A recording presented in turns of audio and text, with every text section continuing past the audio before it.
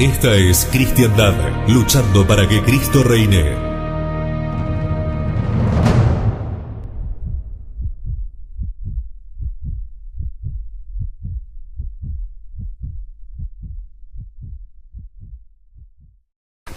En el nombre del Padre, y del Hijo, y del Espíritu Santo. Amén. Festejamos hoy, solemnizamos la fiesta de la Asunción de Nuestra Señora, dogma que fuese proclamado el 1 de noviembre de 1950 por el Papa Pío XII, por medio de la Constitución Apostólica Munificissimus et Deus. Y así definió el dogma de fe que la Santísima Virgen María fue asunta en cuerpo y alma a la gloria celeste. Esta verdad dogmática fue catalogada por el Sumo Pontífice como una verdad fundada en la Sagrada Escritura, profundamente arraigada en el alma de los fieles, confirmada por el culto eclesiástico desde tiempos remotísimos, sumamente en consonancia con otras verdades reveladas y espléndidamente ilustrada y explicada por el estudio de la ciencia y la sabiduría de los teólogos. Todas esas cualidades o dotes tiene el dogma de la Asunción de Nuestra Señora. Consideremos, pues, los fundamentos sobre los que descansa este dogma.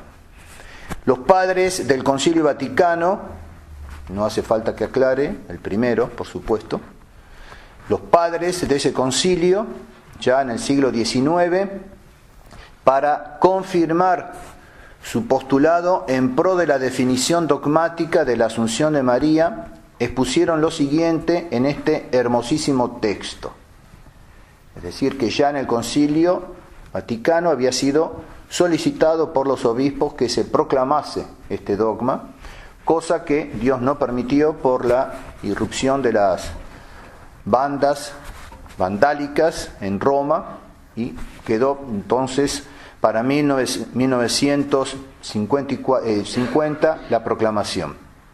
Pues bien, los padres del Concilio Vaticano, al solicitar, expusieron este texto: como según la doctrina apostólica, el triunfo que Cristo reportó de Satanás, la antigua serpiente, consta como de partes integrantes de la triple victoria sobre el pecado y sus frutos, la concupiscencia y la muerte, y como en el Génesis se presenta a la Madre de Dios singularmente asociada a su Hijo en este triunfo, asistidos por el unánime sufragio de los santos padres, no dudamos de que en el citado oráculo se figura a la Santísima Virgen, ilustrada por aquella triple victoria, y por tanto que igualmente que del pecado, por su concepción inmaculada, y de la concupiscencia, por su maternidad virginal, así también se le anuncia en él como singularmente vencedora de la enemiga muerte,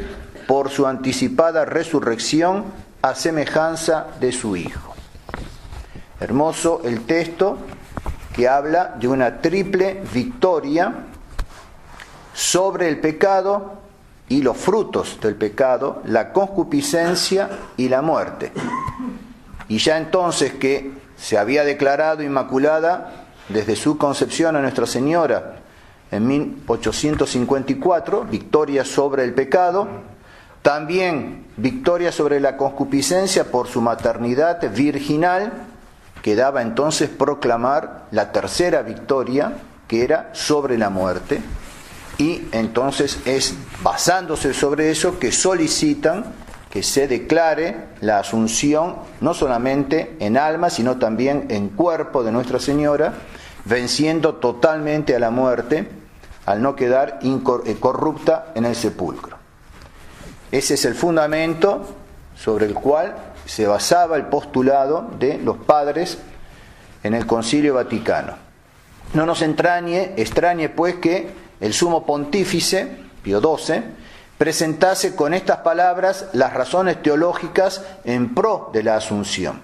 Y eso está en la bula justamente de Pío XII, que dice así: De tal modo, la augusta Madre de Dios estuvo arcanamente unida a Jesucristo desde toda eternidad con un mismo decreto de predestinación, inmaculada en su concepción, entonces victoria sobre el pecado, virgen sin mancha en su divina maternidad, victoria sobre la concupiscencia, generosa socia del divino Redentor que alcanzó un pleno triunfo sobre el pecado y sobre sus consecuencias y obtuvo finalmente como suprema corona de sus privilegios ser elevada en alma y cuerpo de la gloria sobrenatural del cielo. Pues, prácticamente Pío XII retoma los argumentos, las razones que esgrimían los padres conciliares para justamente basarse sobre eso para proclamar el dogma. Son pues 4 las razones: la maternidad divina, la inmaculada concepción, la virginidad sin mancha, que va de par con la maternidad divina, el ser socia del Redentor en el triunfo sobre el pecado y sus consecuencias. Consideremos estas razones en el orden que aparecen en la bula del Papa Pío XII, junto con otras, pero aparecen estas 4, pero ordenadamente Pío XII va detallando los argumentos sobre los que va a fundamentar la proclamación. En primer lugar, aparecen la Inmaculada Concepción y la inmunidad de María de todo pecado. La bula papal Munificensissimus señala como principal fundamento escriturario la plenísima victoria sobre el pecado y la muerte preanunciada por el protoevangelio. Está refiriendo al capítulo 3 del Génesis. En otras palabras, ese texto del Génesis proclama la glorificación corporal o la asunción de María Santísima. En efecto, la descomposición del cuerpo, la corrupción en el sepulcro, es consecuencia del pecado original. Y como María Santísima careció de todo pecado, entonces ella estaba libre de esa ley universal de la corrupción, pudiendo entonces entrar prontamente en la gloria del cielo, no solo en alma, sino también en cuerpo. María es la nueva Eva, nos trasladamos nuevamente al Génesis.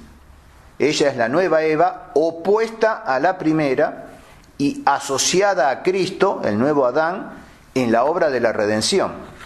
Y esa oposición de Nuestra Señora respecto de Eva, tanto en el orden de la caída como en su unión con Cristo en la obra de la reparación, muestran suficientemente que María, aunque de la raza prevaricadora, fue puesta fuera del orden de la caída, y eso mediante su inmaculada concepción. Fue sacada, entresacada de esa masa de pecado, como la llama San Agustín, la única desde el momento de su concepción. Y a este orden de ruina pertenecen el pecado y la muerte, lo mismo que la permanencia en la muerte o resurrección diferida de los justos. Por más que un alma ya esté glorificada en el cielo, tiene que estar esperando la glorificación de su cuerpo, que será al fin, cuando acontezca la resurrección. No debía ser así para Nuestra Señora. Para los justos, en el orden presente, en la economía actual, lo mismo que la muerte, pena del pecado original, también se pospone la resurrección. Luego, la Santísima Virgen escapó de la permanencia en la muerte por su gloriosa asunción a los cielos. Y entonces el binomio Eva-Adán fue vencido en el terreno del pecado-muerte. Y así como venció del pecado por la Inmaculada Concepción, debía también vencer de la corrupción de la muerte por la asunción.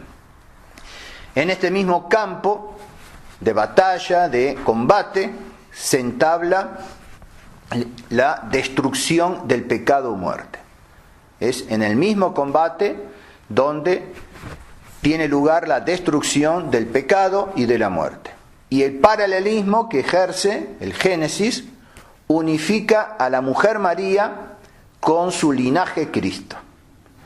Y eso los identifica en la enemistad respecto del demonio, del pecado, en la lucha, en los avatares del combate, en las mordeduras del calcañal, en todo en cuanto esa guerra sucede. Y por lo tanto también tenía todo derecho al triunfo, a la gloria. Si participó de todo el combate, de todas las circunstancias del combate, con más razón debía participar de la gloria del triunfo. María y Jesús, en compacto bloque, en estrechísima convergencia de ideales y de esfuerzos, combaten un mismo y único conflicto contra la serpiente infernal, contra el demonio. La lucha, sabemos, se desarrolla en torno no solo al pecado, sino también a sus consecuencias, y por lo tanto concupiscencia y muerte. Y por razón de esa íntima coalición, la victoria de cualquiera de los miembros del bloque supone y lleva en sí el triunfo del otro. El botín, la victoria, los trofeos obtenidos por uno constituye la medida del otro.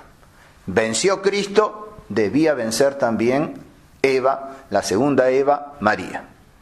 Ahora bien, Cristo, el caudillo de la vida, después de morir, reina vivo, como hemos visto en Pascua y toda la octava de Pascua, en la secuencia Victime Pascalis, el caudillo de la vida, después de morir, reina vivo, después de mordido el calcañal, aplasta la cabeza de la serpiente, obtiene mediante la resurrección esa plenísima victoria sobre la rigidez de la muerte, sobre la corrupción del sepulcro. Por lo tanto, la participación mínima que en los trofeos de ese aplastante triunfo corresponde a María, en su carácter de aliada de Cristo, lo que como mínimo asigna a la mujer del Génesis es lo que San Pablo promulga como íntima victoria: el revestirse de incorruptibilidad, de inmortalidad. San Pablo habla de nuestra resurrección. Con más razón debía aplicarse a la incorruptibilidad de Nuestra Señora, a la inmortalidad. La glorificación de su cuerpo virginal y materno es consecuencia del triunfo asociada a su Hijo. Los cristianos vencen al pecado, vencen a la muerte, pero como su victoria es parcial, no es plena, ya que antes han morado en las posesiones del pecado, hemos permanecido en el pecado, dominados por el demonio, hemos de aguardar a que la masa humana muerta esté completa, a fin de que se levante victoriosa sobre la muerte. Dios concede a algunos santos la incorrupción de su cuerpo, pero no están corrompidos, no están en el sepulcro, deshechos en polvo, pero están muertos, no están con su alma.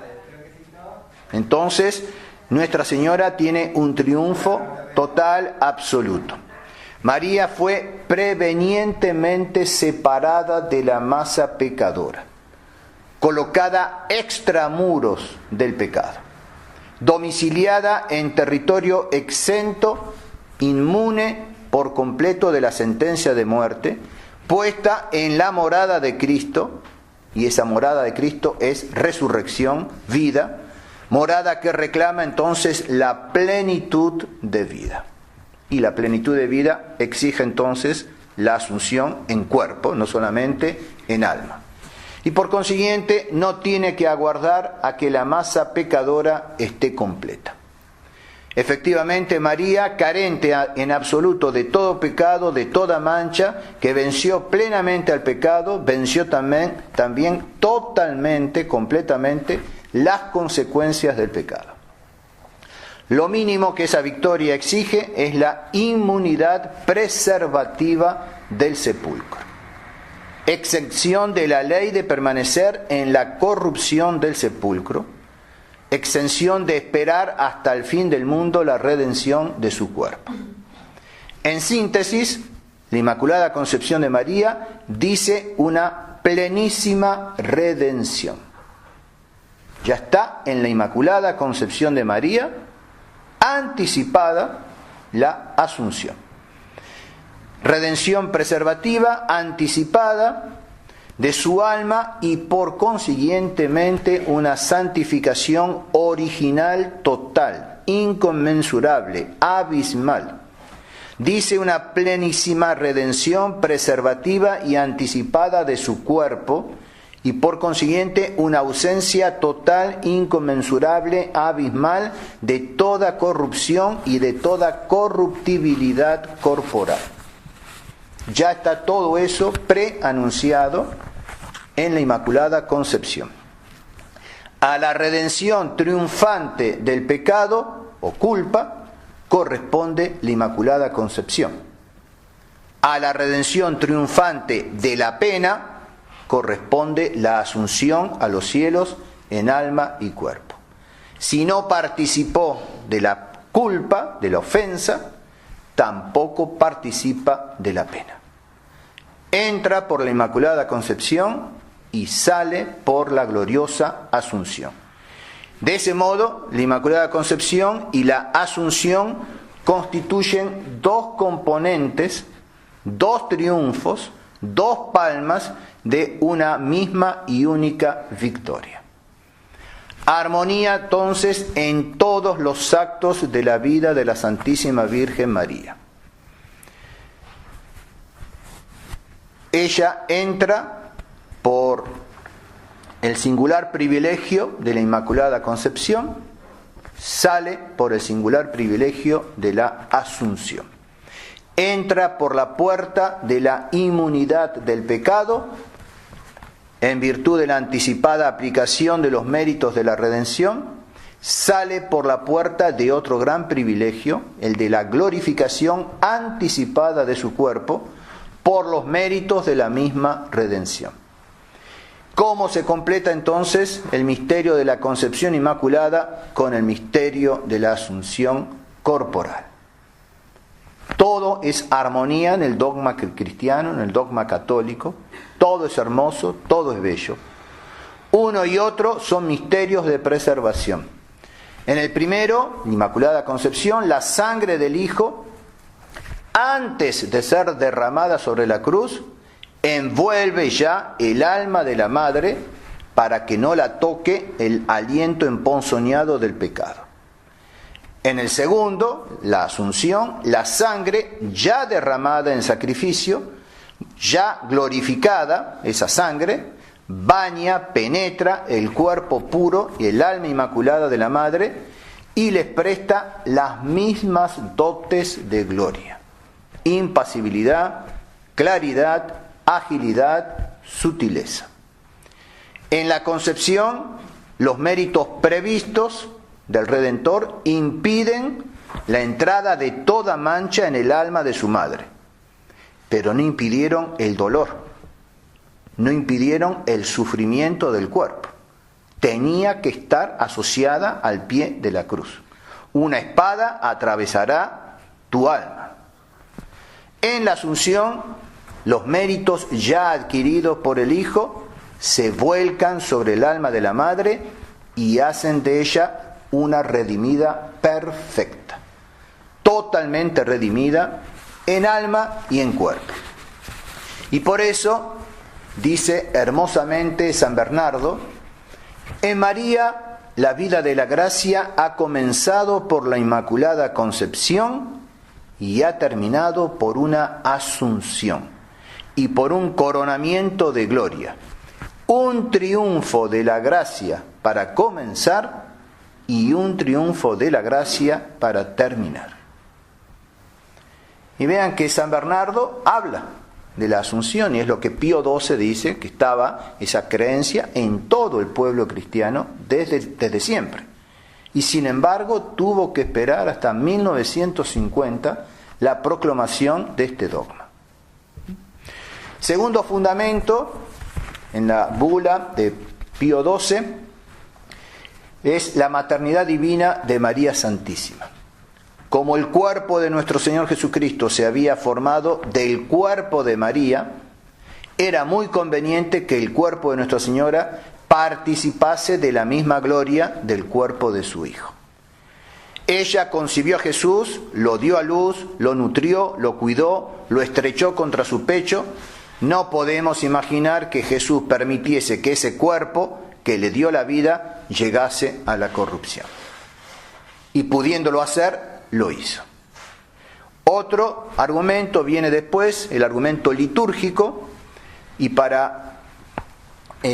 debe ser bien entendido, y es muy importante el texto que presenta Pío XII sobre la liturgia, porque muchas veces, e incluso en el seno de la tradición, e incluso últimamente, en los últimos años, invierten el argumento de la liturgia. Es la fe la que establece la liturgia. No es la liturgia la que establece la fe. El famoso ese adagio, lex credendi, lex orandi, lo invierten, lex orandi, lex credendi. No, es la fe, es el dogma quien establece la liturgia, el culto. Y no es la práctica litúrgica la que establece la fe. Ojo, sí, que puede funcionar a la inversa cuando se trata de pervertir la fe. Si yo toqueteo la liturgia, entonces sí voy a toquetear el dogma. Si yo empiezo a practicar una liturgia espuria, bastarda, también voy a bastardear el dogma. Pero cuando se trata de la verdadera liturgia, ella es establecida por el dogma. Y dice así Pío XII: como la liturgia no crea la fe, clarísimo el texto ya de entrada, como la liturgia no crea la fe, sino que la supone, y de ella derivan como los frutos del árbol las prácticas del culto, los santos padres y los grandes doctores, en las homilías y en los discursos dirigidos al pueblo con ocasión de esta fiesta, no recibieron de la liturgia como de primera fuente la doctrina. No recibieron de la liturgia como de primera fuente la doctrina, sino que hablaron de esta como cosa conocida y admitida por los fieles. La aclararon mejor, la precisaron y profundizaron su sentido y objeto, declarando especialmente lo que con frecuencia los libros litúrgicos habían fugazmente indicado. Es decir, que el objeto de la fiesta no era solamente la incorrupción del cuerpo de la bienaventurada Virgen María, sino también su triunfo sobre la muerte y su celestial glorificación a semejanza de su unigénito. O sea, todo eso se encontraba en los libros litúrgicos, en la profesión de fe a través del culto, en los fieles y en la explicitación que hacían los santos padres o los doctores, los obispos, y por lo tanto encuentra allí Pío XII también un argumento, no solamente entonces el escriturístico, sino también el litúrgico. Pero bien aclarando que la liturgia no crea la fe, sino que la supone. Por lo tanto, si en todas esas liturgias, en todos esos cultos, encontrábamos esta profesión de fe, quiere decir que la profesión de fe que venía de los apóstoles estableció ese culto. Y entonces no permitamos que nos inviertan el binomio, porque con ocasión del motu propio, en la misma tradición, empezaron a jugar e invertir las cosas. Atención entonces, y este mismo argumento nos lo da después Pío XII en otra encíclica, cuando habla de la liturgia, también nos aclara perfectamente cómo debe ser entendido ese adagio, lex credendi, lex orandi. Viene después la virginidad perpetua de María, que proporciona otra base al dogma, la virginidad perpetua de Nuestra Señora. En efecto, como su cuerpo fue preservado de integridad virginal, tabernáculo viviente exclusivo para el Verbo encarnado, era conveniente que no sufriera la corrupción. Siguen los argumentos teológicos, que vienen también a sustentar la verdad de Pío XII, y él cita una larga lista de autores, de santos padres, doctores, proporcionando argumentos litúrgicos. Y finalmente, un último fundamento, como ramillete de todos los otros, lo encuentra Pío XII en la participación de María Santísima en la obra de la redención. Título que conocemos nosotros como corredentora del género humano. La Asunción es la victoria de Dios confirmada en María y asegurada para nosotros. Dice bellamente el padre Castellani: en el triunfo de la Santísima Virgen por su Asunción está ya decretado nuestro triunfo. Y tiene una hermosa frase también el padre, dice que la fiesta de hoy, así como tenemos la fiesta de Corpus Christi, tenemos la fiesta de Corpus María. La fiesta del cuerpo de Nuestra Señora llevado a los cielos junto con su alma. La Asunción es la victoria de Dios confirmada en María y asegurada para nosotros. La Asunción es una señal y promesa de la gloria que espera a los elegidos cuando sus cuerpos sean reunidos con sus almas y resuciten. Y la oración colecta de esta misa relaciona la Inmaculada Concepción y la maternidad divina de María con su asunción corporal. Otro dato importante que nos hace ver la armonía de todos los dogmas en Nuestra Señora. Los tres misterios, como hemos visto, están íntimamente unidos, se iluminan mutuamente, nos hacen comprender la unidad profunda de la vida de amor, de pureza, que nunca dejó de crecer en Nuestra Señora. Y la oración se termina pidiendo para nosotros el fruto especial del misterio. Una vida interior orientada hacia el cielo, una vida interior coronada por la esperanza gloriosa de volver a encontrar un día a Nuestra Señora, a nuestra Reina y Madre. Omnipotente y sempiterno Dios, que has llevado en cuerpo y alma a la gloria celestial a la Inmaculada Virgen María, Madre de tu Hijo, te rogamos que siempre atentos a los bienes de arriba, merezcamos ser asociados a su gloria. En el nombre del Padre, y del Hijo, y del Espíritu Santo. Amén.